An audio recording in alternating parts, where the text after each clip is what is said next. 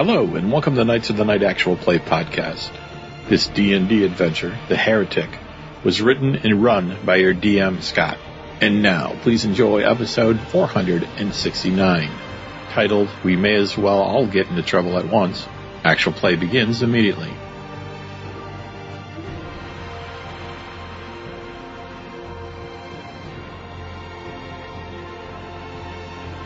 I am Scott, your GM for this 5e D&D adventure, The Heretic. With me tonight, on my right, I'm Michael, playing Brother Byron, a male human acolyte using the Grave domain. I'm Tom. I'm playing Adler Rusha, a male human cleric of the Life domain, and a member of a family that's long served the goddess Amira. Hi, I'm Mike, playing Marduk, a male half-orc fighter from the Cinderwald. I am Jim. I'm playing Grodar. He is a weak, skinny hobgoblin warlock from Dulgug. I'm John. I'll be playing Melody, the third of Harmony. My family is from Tarask, and I spent my formative years in Vellum. I am a female human who's trying to piece together a bunch of different religions from all over the place because they all have their roots in the goddess. I'm Thomas. I'll be playing Gabrielle De Angelis. She's a human female paladin and a holy maiden on a mission from Amira. join us as we explore the world of Ember's Reach, a world of my own creation that's going to be opened up and explored by the players and its mysteries be revealed. We're starting off tonight on your last day. You've been training for a year in the capital city of Temerity, in the holy state of Amira. For some of you, your stomachs have been churning all day. For others of you, you have quietly contemplated this moment for the past year. Today is your final day at the academy. It's the day of the test. This day has lived in infamy in the annals of the academy. No graduating class ever reveal what it goes through during the test. It's a secret that's shared in experience, not in words. All that you know is that you're requested in the amphitheater at 5 bells in full battle gear. And so you stand in the hard-packed sand with the other graduating members of your class. You shift unevenly from one leg to another while watching your instructors, your teachers, and trainers find a seat in the spacious arena. All is silent. Positioned intermittently along the amphitheater's 10-foot walls, you see 10-plus members of Temerity's Soul Watch, each equipped with a heavy crossbow, standing at the ready. In the front row, scattered throughout the amphitheater, you see the white and blue robes of the clergy of Amira. Faces old and young all have the look of grim resolve. Several moments of tense silence follow once all the spectators have been seated. Then, in the distance, you hear the unmistakable sound of plate mail armor moving in sync.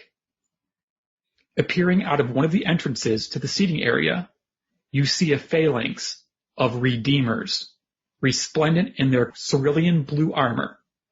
In their midst, the High Exarch himself emerges from the tunnel, smiling to those gathered in the stands. He is armored in pure silver plate with blue accents, his handsome black face not covered by a helm. He sits and nods to the High Preceptor of the Academy. The High Preceptor, an ancient elf in flowing white robes, who has presided over the Academy for nearly 2 centuries, rises and addresses you. This is the moment you have trained so diligently for, your final test. Let your instruction guide you and make Amira proud. On guard. 2 soul watchmen turn large cranks attached to heavy chains. These in turn lower a heavy wooden gate across from you in the amphitheater's floor. Through slits of sunlight in the space beyond, you see an impossibly large body of what looks to be an ogre or a giant, shielding its eyes from the rays.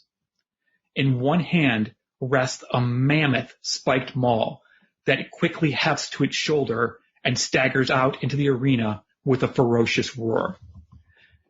And that's where we'll start.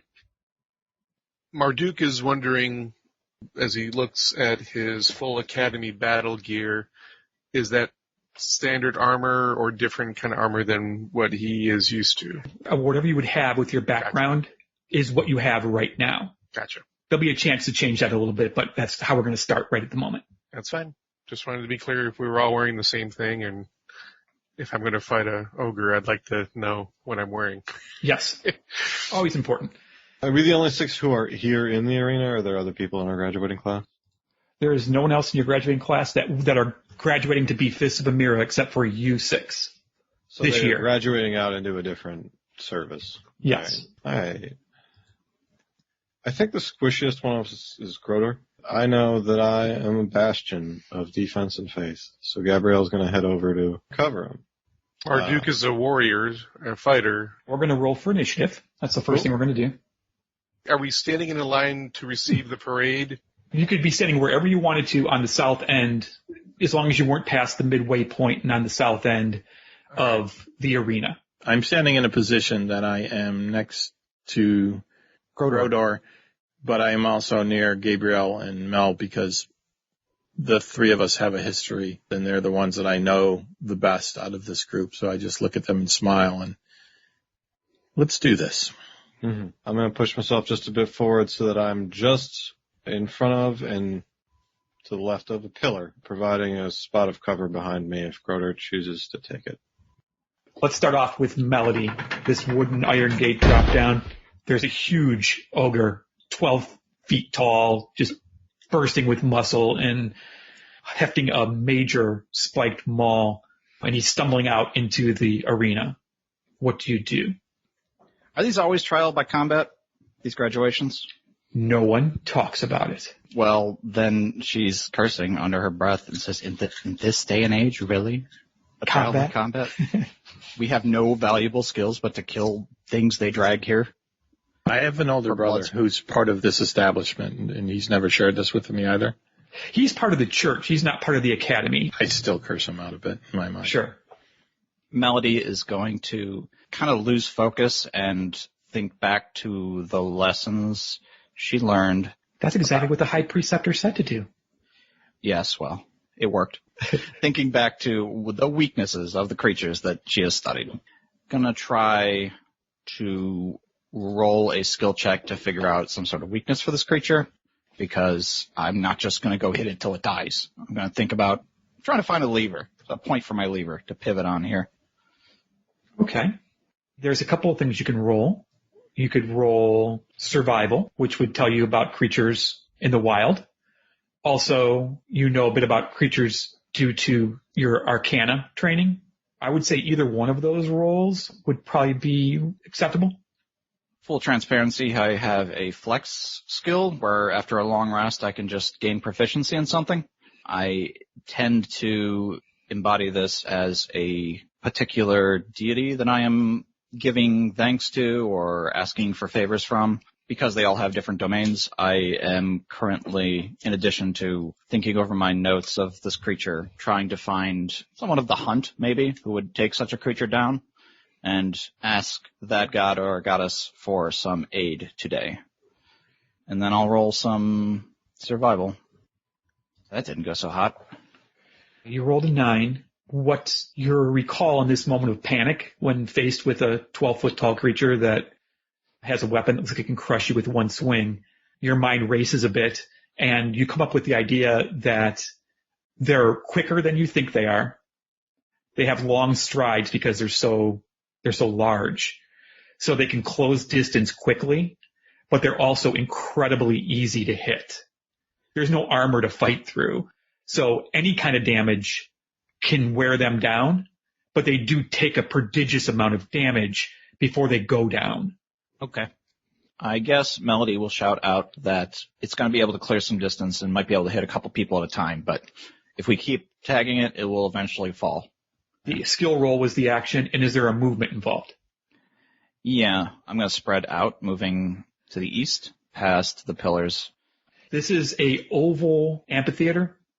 It's about 80 foot wide by 120 foot long. There are 4 pillars towards the center of the amphitheater, and Melody dashes past one of the pillars and off to the east. And that will take us to Marduk at 18. How high are the columns there in the Yeah, center? they're decorative and they're about 20 foot high. 20 foot high. And they're stone? Yes, they're stone. Do I know if ogres recognize or speak orc? You would think, based on your experience, your past, that they wouldn't. They're not part of the orcish genealogy. They are more along the lines of giants. Okay. I mean, there are half ogres that breed with orcs that sometimes can speak orcish, but this does not look like one of those. This looks like a straight out 12 foot high, massive ogre. I'm going to take position right behind the column, and I have drawn my long sword, and I'm using it in two hands, not with a shield, so I'm using its versatile property. Okay. And I shout out in common to the ogre, let's not just make this a senseless slaughter, let's talk first. Okay. And that takes us next to Alder. But I'm not next. You are not. I miss Grodor at 16, I believe. Grodor? I'm imagining he probably doesn't want to fight us any more than we want to fight him, and it would be smart thinking to maybe impress the guys that are up there if we talk him out of a fight before we just pound on him. So I say the same thing, basically, is just, hey, we don't have to fight. There's other ways of resolving conflict besides bloodshed. Okay, that's kind of a free action to speak. You're right now behind the pillar that... I'm going to hold my action, and if he charges like he's going to fight, then I'm going to fire. Okay, spell. the action... So you actually cast the spell first Mm-hmm. and hold it in your hand, waiting for an action to occur. So what spell do you cast? Eldritch Blast. Eldritch Blast. Okay, so you're holding Eldritch Blast, and that will then take us to Alder at 14. I move behind the pillar to the east, that is closest to the ogre. Okay, so the one exactly forward from the one that Grodor and Melody have recently been close to. Gotcha. In addition, I look over at Marduk and then at Grodor and say, is there any chance this isn't real, that it's some form of magic? Marduk, if you're going to attack it on this side, I'll take the other side. Agreed. Because I have a feeling it's going to be charging forward. And Is that an action to try to disbelieve it? It would be a perception as an action because you're kind of marshaling your full mental capability. Okay. Now, that could be something that Alder does because Alder has only moved and spoken so far this turn. I'm sorry to interrupt you, Alder. I moved and drew my weapon. Did that drawing my weapon count as my action? It does not count as an action, but it could be part of an attack action. So I think I'm going to use it as a bonus action for this turn. I agree, and I like Alder's idea, so if I have an opportunity to try to perceive, we're closer than everyone else to the ogre, but I like Alder's idea, so I concur with Alder's plan, and I will follow his lead. Okay, so you're readying an action to attack. I'm readying an action to if it charges. Yes. Okay. And for you, Alder, back to your turn, are you readying an action to attack after your I'm move? drawing both of my weapons. I have a dagger in one hand and a rapier in the other. I am more about being graceful in my attack than being a brute. But I don't have any spells to cast right now, and I'm a little angry in my head. So I actually turn towards the people that announced all this and yell at them, if we're on a mission, we would have studied different spells and been ready for something like this, not up in the middle of the stupid city. And that's the end of my turn. And that takes us to the ogre. And the ogre does move forward. It charges forward, lifting its spiked maul high into the air, this time with two hands, as it charges straight forward, specifically seeming to be focused on Gabrielle and muttering things in a language that you don't understand. So it must be saying something in Giantish, but it hasn't thought to actually try to correspond in common at this point. It's just angry and confused and charging out. After the Ogre at 12. We now have, I believe, a tie between Brother Byron and Gabrielle at 5. Gabrielle's eyes narrow. She shifts down behind her shield and then begins her charge. She's gonna slam right into it because it's made its aggression clear. First off, as you charge up to it, you realize that, again, I kind of tried to give it away a bit how it raised its ball in the air with 2 hands. It was ready in action in case anyone came within range of it in its movement. So using its reaction in game terms, we'll go ahead and I'll roll for its attack. All right. Gabrielle approaches with shield raised high in a lunge. Go for it. And you can move yourself right up next to it because it does not attack you at 10 feet away. It attacks you when you get within 5 feet of it. Okay. I thought it might have extra reach. Go for it. Yeah, I thought you were thinking that. I think your armor class was 18, correct? With the shield up, yeah. It rolls above an 18 and hits you. I hope you have a lot of hit points. I got your first level. Okay. It rolled 7 damage with its maul. For clarity's sake, Gabrielle does not look like she's doing great. She just can't.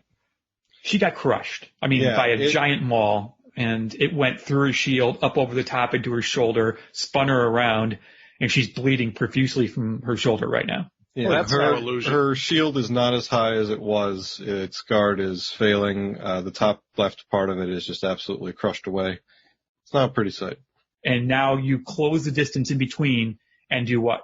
She screeches in pain, pulls off a spin to let off the momentum, and then brings her sword down diagonally to slash through it. And we'll see whether that actually hits, because it has some pretty tough skin. I rolled 17 to hit. 17 hits. Solidly, which we were warned it is not that tough. I rolled 6 damage for slashing. Okay. And then Gabrielle takes a half step back and she says, "Oh, Alder, you never know when something like an ogre might surprise you in the middle of a journey. We won't always have spells prepared for such an occasion." Yes, but I studied spells for a completely different reason. This was supposed to be a ceremony. Alder, we have it flanked, so first opportunity we get, let's go for it. Deal. All right. That takes us to Brother Byron. I'm going to move just a little. And when you say move, you're to the west side of the amphitheater. You're moving against the southwest pillar. Yes. And doing what? I'm going to ask if anybody knows the word drop for this ogre. Anyone can answer if they want to.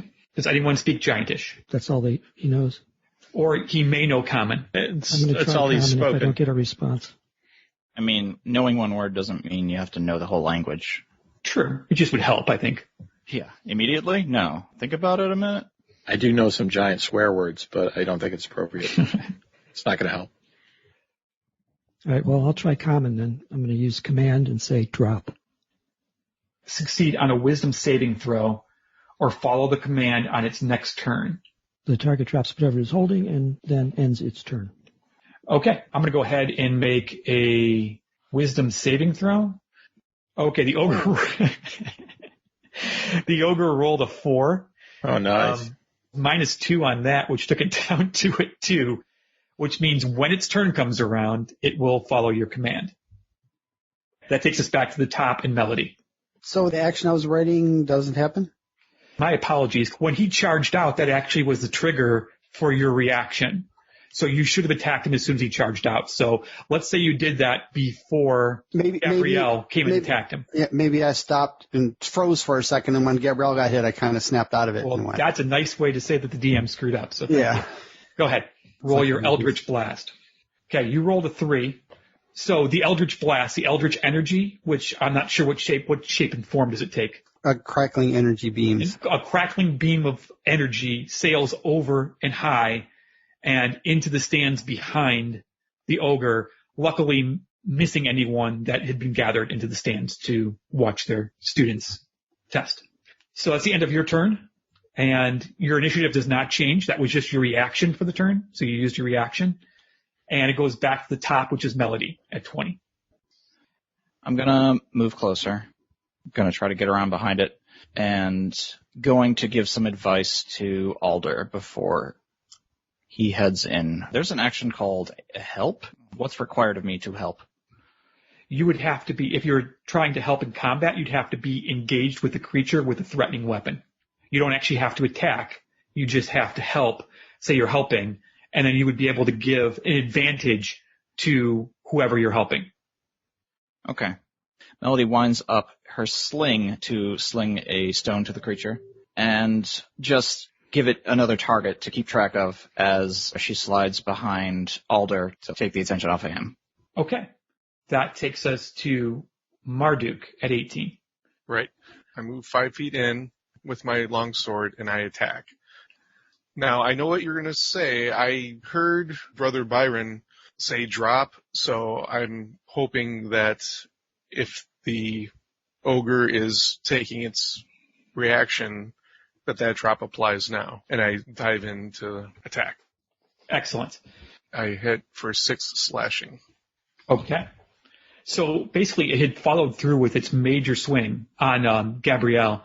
Its maul is still off to the side after bashing into her, and there was an opening then on its right side where you're standing, and you jam your longsword into its midsection, and it howls, just absolutely howls in pain, and you're covered in spittle, and just you could just smell the creature. You're so close to it at this point, and you know that you did some serious damage to it. Nice job. I say Alder now. Right. Yeah, he's set up. All right. That takes us to Grodor at 16.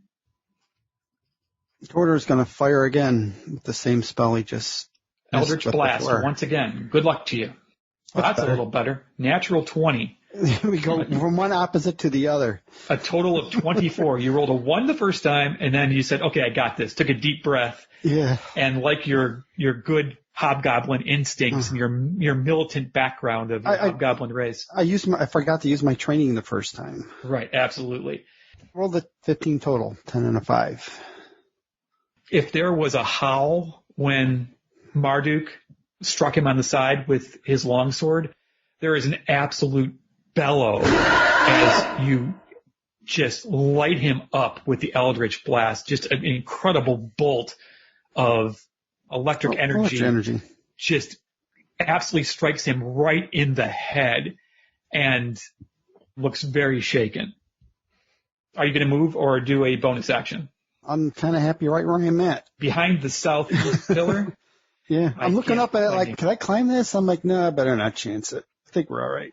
Okay, that was Grodor at 16. That takes us to Alder at 14. I am hiding behind the pillar in the northeast, but it has since moved equal to each. Yes, it's right in front of me, and I'm staring at it. But I'm also glancing at Gabrielle because it looks like in bad shape. So with my left hand dropping the dagger, I grab a chain around my neck and I mumble some words that I don't like to make public, so I'm not going to. But in effect, what I am doing is... And you're not grabbing a chain, you're grabbing your soul shard. It's a necklace.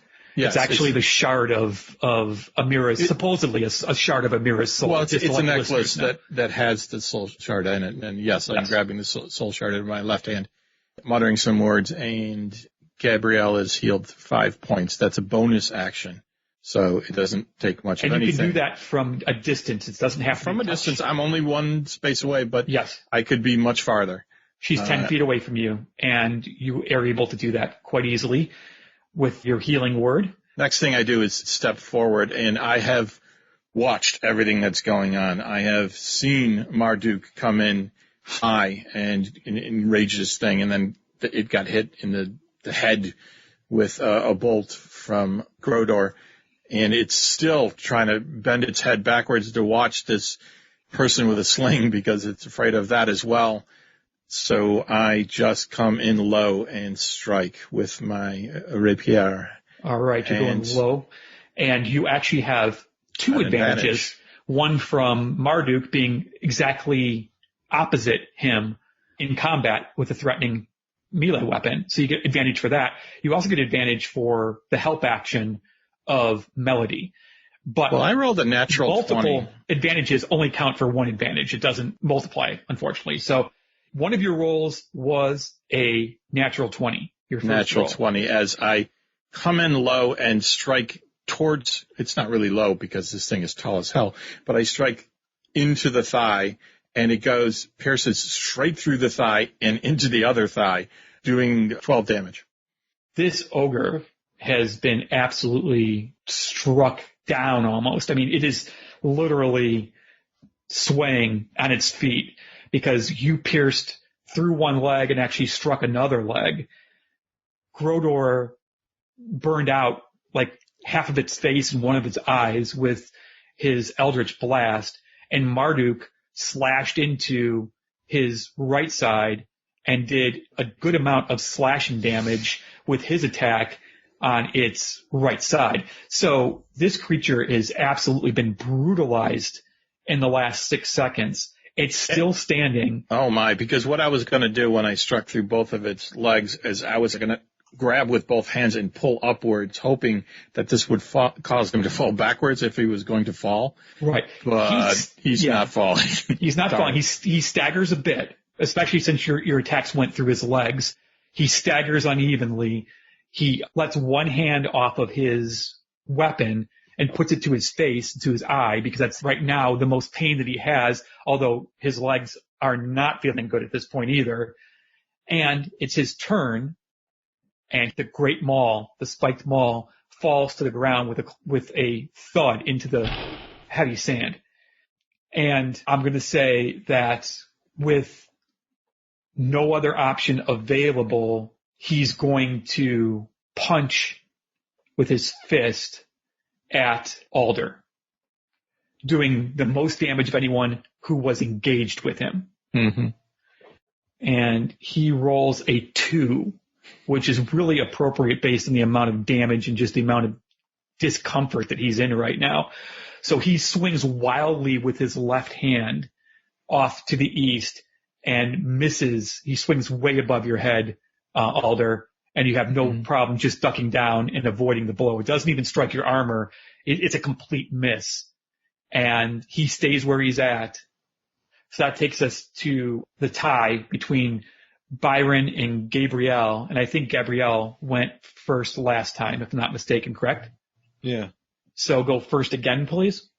Okay, sure. You felt the healing magic, and it certainly has boosted you up. I'm still going to disengage because I'm fairly sure dropping weapons is a free action, and I have a hammer, a big old pole hammer I have strapped to my back, like a halberd, but replace the axe head with a hammerhead. So she's going to do a little dive 5 feet backwards, dropping her sword and shield as she does so, and then take another swing. So she drops her weapon, she does a backwards somersault to be 10 feet away, and tries to strike the creature. Was that assist still available? Was that assist specific? The assist has to be to someone specifically. You can't just assist everyone. No advantage, regular roll. I roll 14 to hit. Okay, that is a hit. Its armor class is 11. Well, you know it's at least 11 because of the fact that someone struck it earlier with an 11. So go ahead and roll for damage. Absolutely. It's 1d10 plus strength for a total of 5. Wow. All right. You actually strike it on the fist that's hanging in front of it that it dropped the maul. Yeah. You hear the breaking of bones in its hand as you crush down upon it. That takes us to Brother Byron. And Brother Byron, what are you doing? Obviously, it speaks common. Yeah. The first command works so well, I'm going to try another one. All right. I'm just going to point at him and do my thing and say, surrender. Okay. If I'm not mistaken, he gets a wisdom save against your DC, which was 14. Is that correct? I think it is. Yeah. He seems to look towards you when you speak and takes your command seriously, but it's not his turn yet, so you're not 100% positive. That takes us back to the top, which is Melody. I am going to get up behind it so that it's flanked on all 4 sides. I'm sneaking around the northeast pillar and up behind it. Excellent. And I have this magic. As an action, beguile one humanoid you can see within 120 feet of you. The target must succeed on a charisma saving throw or be charmed until the end of your next turn. Okay, I'll go ahead and make that roll with, well, this time you can know it because you'll know whether he's charmed or not. He rolls a 15, minus 2 is 13, and your save DC is 14. So he just failed that roll. Okay. And he is now charmed by you. This gives me advantage on social things. I am going to try and persuade him that we can all walk out of this today, as long as he plays along with us. Using a persuasion skill would be a full turn action. Okay. I guess I'll just say if you want to one word it, I'll go ahead and allow. Melody says, play along, and then does like a feigned strike snap to try to convince this creature that we can play this out in a way that it doesn't die. The crowd here wants to see us, anyway, I don't need to outline all that. Sure. This helps to know what you're thinking, although I will say that the crowd here is merely your instructors and your trainers. There's no citizenry that's here to see. They're not here for blood sport. I just mean Actually, I am curious. How's the crowd reacting? Are they cheering when we strike? Are they watching impassively, silently? You hear a spattering of clapping occasionally when something impressive happens. Mostly they're silent and just watching. Okay. So that's important flavor for my choices. Sorry. Sure. Okay, Melody. He can't act until his turn. I know what you're trying to go for, so we'll move on from there. Okay. That takes us to Marduk at 18. Marduk heard what Melody is doing. He will ready an action, and if the ogre does not comply, he will attack with the intent to knock unconscious if he causes enough damage. So you're staying where you are, you're threatening with your weapon, drawing it back, ready to strike. This is what it does. And if it doesn't comply, and if it doesn't comply to Melody's instructions, I will attack. Okay, Grodor? Grodor is going to do this. Okay. So Grodor casts a spell that no one's really aware of. Yeah, you could say it if you want to. That's fine. Yeah, I do the spell comprehend languages. It isn't speak language though. It's just understand it though, isn't it? But I'm saying surrender also, just in common. In common, right. Okay, got it. And that takes us to Alder.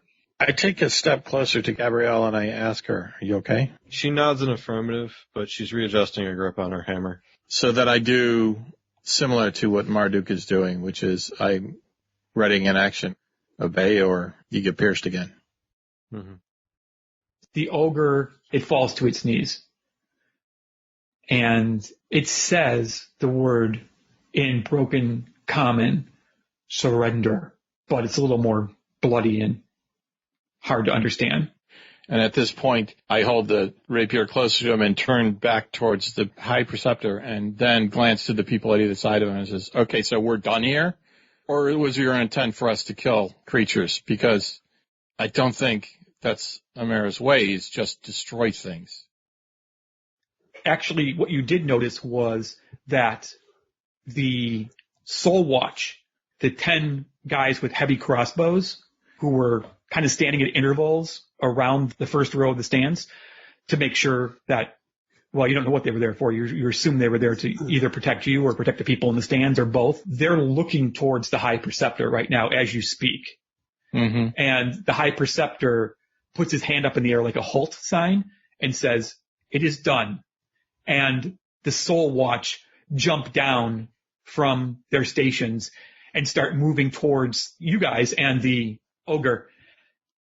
Some of them have their crossbows out. Some of them start pulling out lengths of rope that they have on the sides of their waists. And before too much time passes, as long as you allow it, they move in and kind of take your place surrounding the ogre. I absolutely allow it. I step aside and check on Gabrielle to see how bad off she is. Gabrielle takes a moment to lay on hands. Treat the creature's eye, because little mercy never hurt nobody if we're going to leave it living. Yeah, at this point, by the time you get the thought to do that, after everyone's talking and whatnot, its arms are behind its back tied.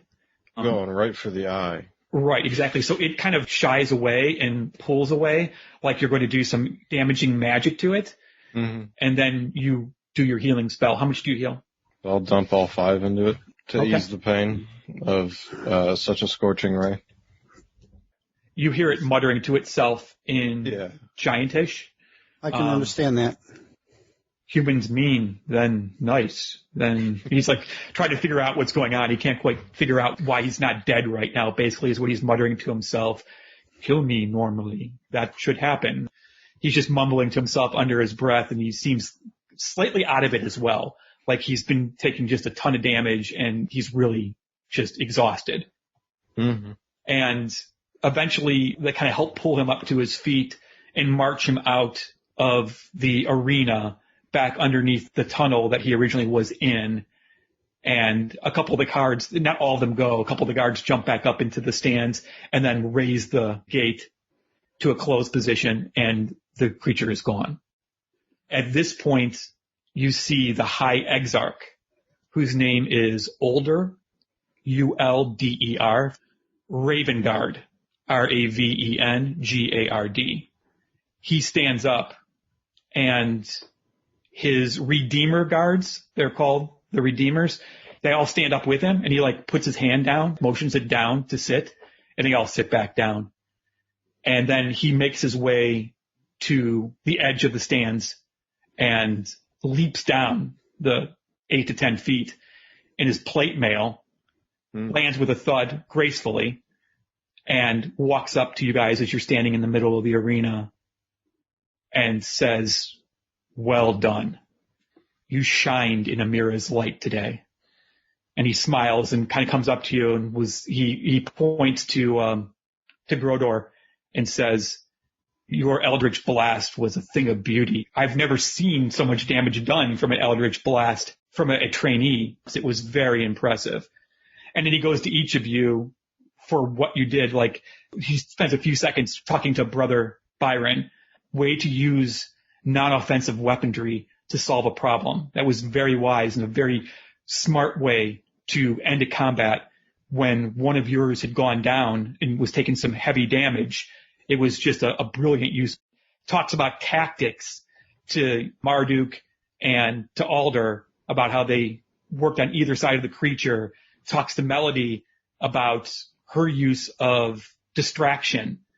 Spends a little bit of time with Gabrielle talking about the litheness of her backward somersault and pulling out the pike hammer and doing some serious damage and crushing his hand. He's just absolutely impressed with what you've displayed. He gives you a chance to speak back to him if you want. He's not just monopolizing the conversation. He's willing to talk and have a conversation with you, which you know there's a war brewing right now, and you know that things are dark in the country. And the fact that he's actually taking time to actually converse with you and came to watch you graduate, some of you might be impressed by that, some of you might not be, but it does speak to maybe his character a little bit, even if you begrudge him his position. He certainly is trying to make you feel good about yourselves and kind of highlight the things you did right. Alder is doing his best not to make eye contact, and he does. I do not respond back to him in any way. I just, maybe just noises like, Right. Okay. Brother Byron is just going to say, "Thank you, Your Grace." All right. Excellent. Anyone else have anything they'd like to say to the High Exarch, the leader of your country? Are we free to go? Well, Before that, I think Gabrielle will Just reading the room. I'm not like interrupting to ask that. you feel like he has something more he wants to do. Absolutely. Reading the room, Melody. What do you do, Gabrielle? I appreciate your compliments on my acrobatics. I was interested in your own. You managed that leap quite effortlessly. You obviously have kept up your abilities despite your statesman's job. Well, I spent time at the academy as well, and also under the tutelage of First Officer Grundle. That backward somersault was certainly something he taught, and I saw it in your move. What was your test like? We subdued this creature through magic and wiles and through convincing, and left it alive. But what did you do? I actually am not a Fist of Amara. I didn't graduate. I served in the military. I served in the Soul Guard through several campaigns. That's quite all right. Not everyone knows my personal story, so that's not required. I do look highly upon Fist of Amara, which is why I came here today to watch your graduation. Each year, I spend time with the graduating class to watch their test and to give them the symbol of their graduation, because I think that Fists of Amara are an important part of the fabric of our state. I appreciate your personal attention. When she made that mistake, she blushes very obviously. She's very pale. Her hair is white and shining, almost silver, reflective kind of. I see that in the photograph of your character. And her blush is very, very noticeable. Yes. I said shit out loud, so did she, but she put her hand in front of her mouth to cover it up. She's that kind of lady. Right. Yeah, she wears her embarrassment very openly. But she recovers from it fairly quickly when he begins to talk of his pride in this branch of our society. Excellent. We can move on. Anyone else? Yeah, Grodar looks like he wants to say something, but he's awkward, has never been in a position like this, and just kind of says nothing. Looks at his shoes. Yeah. Right. But you did acknowledge when he did say, when he complimented you on your Eldritch Blast, or no? Oh, yeah, I he was smiling. Nodded or smiled. Or, yeah. Okay. Marduk, I think you're the only one I haven't talked to, and maybe Melody?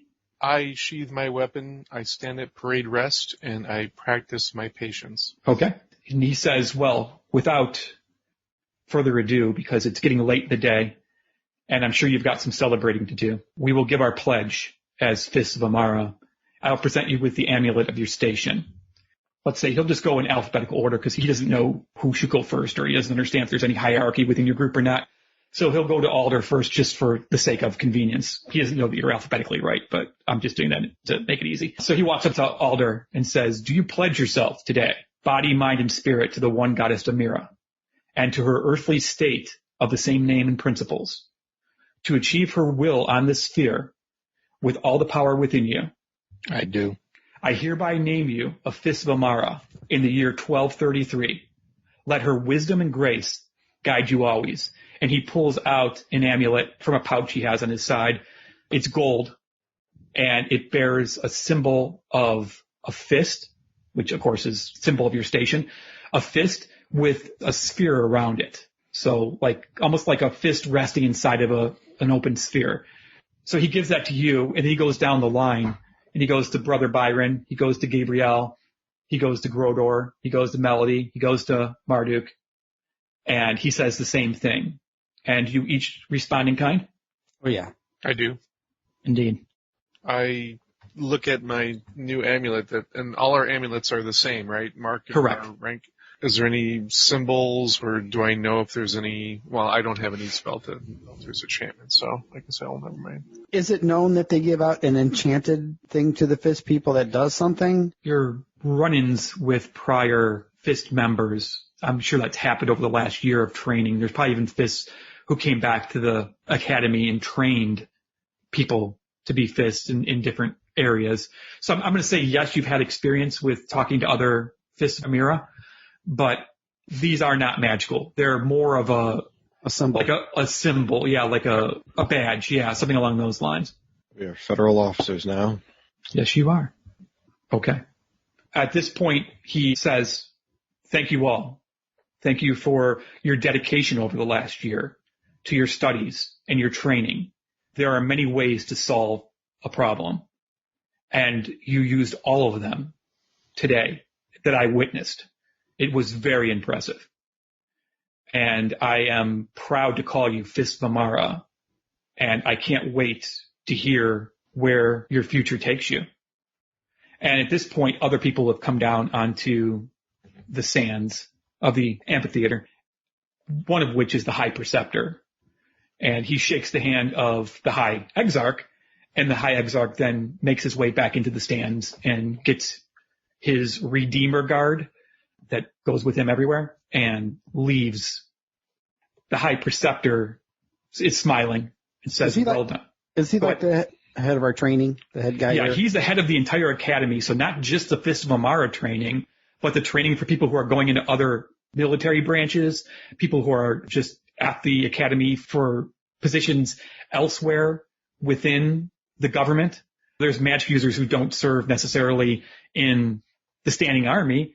They might serve in other departments within the government as well. So he handles it all. He's got white hair. Even for an elf, he's showing signs of wrinkles around his eyes. He's not like a human would be at his advanced age, but he's someone who is very old for his station and very respected within the overall academy. And he tells you that some of your teachers have put together a gathering for you this evening to celebrate. It'll be at your favorite watering hole, the Drunken Scholar. And he smiles when he says the name because it's just fun to say, even for a multi-century old elf. So get cleaned up and feel free to make your way to your celebration. You've earned it with a year of outstanding studies. And then tomorrow at noon, please be in my office. Your first assignment awaits. It is time sensitive. We need to move forward as quickly as possible, but take tonight and celebrate. He disengages himself from you, leaving the 6 of you on the sands pretty much alone at this point. Yeah. Mel says, Groder, you can talk to that thing? If I do a spell, I can. I just want to know where they got this thing. I want to see if I can learn something from it before we head out there. If you could help me, I can write to it. I don't know if you can actually speak its language, but you seem to understand it. I can understand what it says, but I cannot speak it. It understands common, but I think it would speak better in its own language. Right. Yeah. When the guards took the ogre away, did they also take his heavy club weapon? Perhaps there was some clue to its tribe or clan, if there's any fetishes or any symbols on an ogre's weapon. If you want to take a peek at that, might recognize. Yeah, I think its weapon is still there right now. I don't think that's something they cleared off right away. They were more interested in getting the ogre to a safe place where it couldn't lash out or do any damage. So they took the ogre out of this arena. They took him underneath the arena. So they took him All right. through. I walk in the direction of where they took them, and I'm assuming there's a guard there. There's 2 guards that are stationed in the stands. I persuade them, rolled an 18, to allow us to go underneath. It's important to us as believers in Ember that we speak again to the ogre. Could you open the gate and let us through, please? And that was a persuasion roll. One of the watchmen says to the other, I think we should probably lower the gate and then one of us go down with them to explain the situation. And the other nods. And so they lower the gate, and the one that said, I think we should go down, he kind of lowers himself, kind of jumps down, and we'll be happy to lead you back into the inner workings of the amphitheater where you think the ogre is probably being held. Yeah, I turn to the rest, and I'm like nodding my head in that direction. Ready? Yeah, I'm going with you. Yeah, I'm here. Yeah, me too. I will complete the group and follow quietly, observing all. May as well all get in trouble at once if this goes wrong. Hey, we're fists now. Yeah, we don't have to. I was going to say follow laws, but But is our I official don't hands- think this is against the law anyway. Melody and Marduk, when you spend a few moments looking at the great maul that the ogre carried, you noticed that there's no fetishes on it. There's no writing on it at all. It looks to just be a mammoth piece of wood with some metal chunks sticking out of it. There's not a lot of design to it. And you probably put together that there's not a lot of culture in the ogre family. Of all the giants, they're probably pretty close to the least of the giants. And they're very rudimentary in their ability to have culture. Mm-hmm. So you don't gain anything from looking at the mall, although it was an interesting idea and it was worth a look. There's just not anything really good there there's some blood on it and stuff like that, like dried blood, even some wet blood from Gabrielle, but nothing besides bloodstains. Okay. So finishing up the scene, you're escorted back into the bowels of the amphitheater. A couple zigs, a couple zags, down a ramp into a damp basement with what amounts to various huge cages and crates and different sized places that you can put creatures. And in one of those areas is the ogre. And standing outside are 2 guards. And the guard that led you down there says, the Fists of Amira want to speak to the creature. The 2 guards that are standing watch are like, they shrug their shoulders and are like, whatever. So everyone kind of walks away and they have like their own conversation between the 3 of them a little ways off. And you're standing in front of the cage that currently houses the ogre. I will translate anything it says in Giant. I try a bit of the sign language I know. Does it seem to respond to that? No. Okay. It seems to be very limited in intelligence. Gotcha. Then we're just going to try common, I suppose. I would say we ask him in common, but we tell him he can answer in Giant. Right. Just so he could do a better job. Right. Hey, Groder, if you can translate, tell him I'm here to help heal. If you can come closer. Yeah. I ask him its name and tell him to talk in Giant. Come up. We're going to heal you. My name is Grog. Make me feel better? You're going to try. Not very much better. I'm going to help and assist with that. Melody reaches out to help with the bandages and gives advantage to Byron. Okay. Brother Byron, go ahead and make another roll. Much better. So yeah, Grog moves Say the result closer. of the- He seems to, because of the healing that took place earlier to his face, he seems to have a little bit more trust maybe than you would have thought this large creature could muster. But he moves towards the edge of the bars, and he places a leg against the bars because that's where he got stabbed, and that's where he hurts the most right now. I walk a little closer to Mel and just whisper to her, do we need privacy for these questions? Because I can distract the guards. I don't think so. I don't know that we can really change the circumstances, but... No, I know. I just didn't know if you're going to ask any questions that need... That's fine. Okay. Brother Byron, you rolled what? 21 total. 15 on the die plus 6. Okay. That's a good medicine check. You basically staunch up some bleeding and maybe apply some salves that make it throb a little less, make the pain a little bit less difficult to deal with, and bandage up one of his legs. It was his left leg that got really hurt the most, which is the one he put against the bars when Grodor told him that he could be made to feel better. And so he definitely notices that there's an improvement, and he grunts something in Giantish, which Grodor tells you is thank you in Giantish, which he probably doesn't know the word in common, because why would he? Mm-hmm. His experience with humans has been probably maraud and kill and eat, and You will die. yeah, it's Surrender. He doesn't understand what that word means in common. Melody tries to relate to Grog that this is a coming of age, which I think can translate to most, even like very little culture. There's like a test of you are an adult now. That he's being used for a test like this. In the future, should he heal, Grog will be used again to fight other humans or human types. And if he can manage to look like he could be convinced to stop, he will not hurt as much.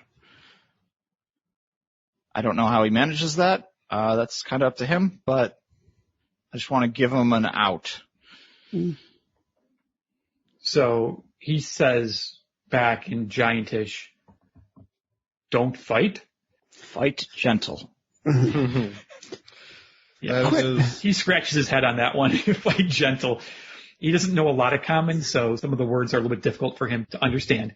I just basically say surrender before death. That works. Yeah, that might be some words he knows. Or refuse to fight, and they might not be able to use you anymore. They might kill him then. Yeah, they might. Saying I surrender is a test to any good follower of Amira. If they go on to kill the thing, sorry, Grog. You're not just a thing. She puts her hand out. They go on to kill Grog after Grog surrenders. That is not a success. That is a failure of the test, I think. Based on many of the things that you've been taught, you would say that probably is right. That is, if that is laid showing down, conduct unbecoming of a Fist of Emira. Someone Right. like that shouldn't represent her well. I think you've learned that there are things that are too evil to survive. No doubt. Ogres being close to that point, they are very selfish, very evil creatures. Yeah, my perspective at this point is just, he can't do anything terrible from within this situation. He's Right. not going to escape at any quick moment. He's not quite intelligent enough. But if he surrenders, that's still a test. You can put up all the Yeah. fights he needs. If he surrenders, you should be safe.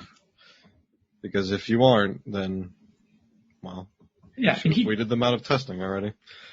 I think he gets the general idea. I don't know that he understands some of the nuance, but because he really is. I mean, metagaming, his intelligence is a 5. Yeah. It's really low, and that's like the borderline. Like I think like oozes and undead are like 3 and 4. So Yeah. this guy's close to being really, really dumb, but he's trying his hardest to understand, and he's obviously in a bad situation, and so he's doing his best to try to grasp the things he can grasp hold of, because he's not in a good situation. He's a prisoner. He's doesn't normally have his weapon. He's not being fed the food he's normally used to eating, which are humans. Mm-hmm. It's all very bad for him. only stretches so far for this creature. Yeah. As a matter of fact, you could overhear the 3 guardsmen without too much trouble as they're kind of talking amongst themselves, kind of looking over occasionally and shaking their heads a little bit. You catch that he came down from the mountains and raided a small fishing village. Mm-hmm. And the Soul Guard, the army, actually had to be called in. And there were quite a few that were lost in the battle to subdue this creature. So yeah, they're kind of looking, I don't want to say bemused, but they're just, they're a little confused. I'll take him up on a hearty debate there is, okay, and now his life is suffering and we just accept that. Right. Like I said, they're not outwardly minimizing what you're doing or making fun of you. They're just a little confused is all. After Gabrielle hears about the earlier rampage, I think she's satisfied with what she's learned. She's given the advice that she feels is relative to the situation, righted the wrong as far as she thinks is necessary. And I think Gabrielle will spend the rest of the conversation talking to the guards. Yeah. Which they pass along their congratulations. They're really impressed with the fact that you guys took out and flipped an ogre, and there was just 6 of you. And they heard that at least 10 to 12 soul guards were killed capturing this creature that had wandered down into a small fishing village off to the east of Temerity. So there's a lot of respect for what you're doing, and a little confusion about a little confusion as well. The creature itself is still badly wounded. Is the Fist of Emira an annual thing that a squad is picked each year in the class? Yes, he specifically said, I hereby name you a Fist of Emira in the year 1233 YV. YV is Year of the Veil. So it's been 1233 years since the veils were put up. I was just asking if it's multiple years. I was curious if these guards, I know we're not allowed to share what just happened tonight, let alone what happened in the past, but is it typical that they always fight an ogre? Or is it just we got lucky and got more challenged than others? Go ahead and make a persuasion check. I'm going to assist. I want to know. What happens in the arena stays in the arena. Apparently, because I rolled an 11, so. Yeah, the 11 probably not going to get it done. And what they're telling you is that at least the 3 of them have never had this duty before. Wow. And they think that they try to have different Soul Watch guards on duty at different times. Makes sense, yeah. But they're not mystery. sure. Or you don't know. They might kill them, because that's apparently a thing. Yeah, that's what I heard is that they usually kill the guards afterwards. We All there. Go there. They laugh. She They pushes heartily the laugh. two of you. I'm kidding. We got to go to the party. Sorry. Congratulations on your own honor, she says as she bows on her own way out. Oh, thank you. Thank you very much. I definitely need to eat and put on some pounds. Let's go party. All right. I'm going to say that because you don't normally go out in chainmail or leather armor or whatever, except for you guys who are casters, you're probably going to go back to your dorm rooms and freshen up a little bit, just because you got sand in your shoes and ogre blood on ogre blood on you, and it's pretty bad. Maybe by 7 bells, you're all washed up and ready to head down to the Drunken Scholar. 7 what now? Well, every bell after noon is okay. 7 o'clock. They just don't sound bells before noon so you can sleep in. No, they don't. Yeah, they don't. There's no bells before noon. Okay. As the sun sets over the amphitheater, you all head back to your dorm rooms in anticipation for a night of revelry at the Drunken Scholar. But that will have to wait until next week, as we're running low on time. I want to thank you all for playing tonight. You did a fantastic job. And thank everyone for listening. We enjoy your patronage, and please come back and listen to how the story evolves next week. Thanks much. Have a good week. Bye.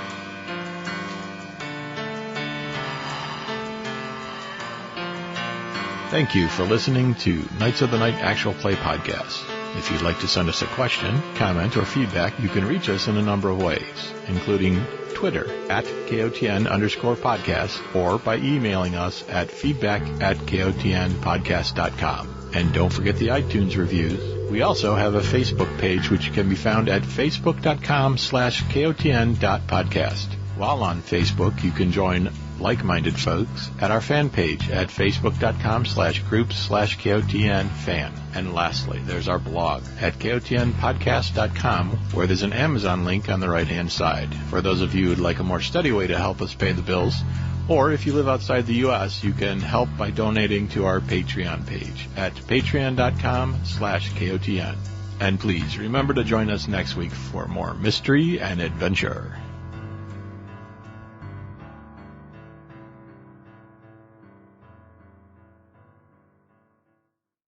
Is our official handshake the fish bump now? Fist bump? Fish bump. Did you say fish? Yeah, what's a Fish. fish? No judgment. We have to bump Fish each bump. other with fish. Yeah. Not comprehend your Humpback language. whale. And can you see the arena now on the screen? Because this is my first time dealing with Roll20, so just I want to make see sure the we're all map. looking. You see the map. Okay, so I obviously need to do this. Now, do you see an arena? No. Really? Grower is looking for the exit, though. You gonna leave? Son of a bitch. There. Brave man. Yeah, I see an Yes. arena. Just Okay, looking sorry for about that. it. Isn't heading toward it yet, just looking for where it's at. Now I see a map. Come, ogre, compatriot. Let us take these academy scum. You coward, I knew you were going to abandon us. Chapter 1, page 1. Marduk betrays you all. So I have a speed of 30, I believe, and these are 5 apiece, unless the physics of this world have changed. Nope. And, Oops. Sorry. and bark at them very loudly. It works. Yes. Hold on a second. I'll get them quiet. I don't think anyone's downstairs right now. Thanks. 1 second. Charmed is a condition. It is a condition. He You is mind if I read it? charmed. Go ahead and read it, please.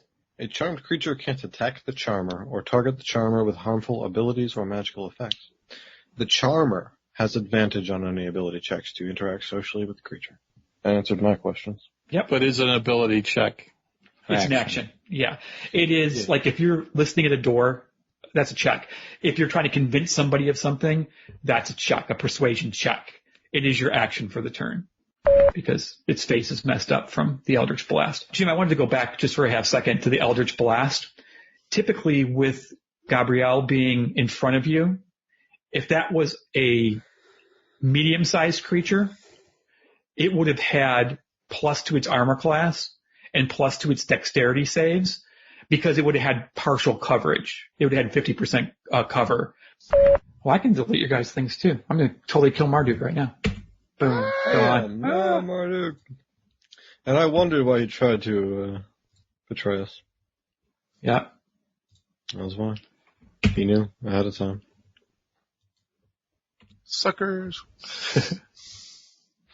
I've learned your secrets for a full year. Now I'll use your own lessons against you. I have the authority of a federal officer to wreak havoc with. That actually worked pretty good, using a map that's already graphed out. Yeah. As long as you can make the squares the correct size, there ain't a problem. Hey, Cat, ask him to come close to us. I want to try out my medicine skill. Tell him I'll help heal him. Yeah. I tell him you can talk in giant. We're here to heal, and then said cat. motion him over. Yeah, I was going to say that real quick. You might want to repeat that, Michael, because you said cat instead of Groder. Oh, yeah, Jim, you should rename yourself in Zoom. Oh. That's what I'm looking at. Right. He's named properly in Roll20, but not in Zoom. Where did you guys say you saw my name, not Grodar? Because I see it in Zoom and on D20. In Zoom, where I It's just been changed it updated to in Grodar. Yeah, Tom just changed it, so there you go. Other titles available for voting on the Facebook Knights of the Night fan page were Little Mercy Never Hurt Nobody. Is our official handshake a fish bump now? Fight gentle? What happens in the arena stays in the arena. It's a nice way to say the GM screwed up. That's better. Roll the natural 20.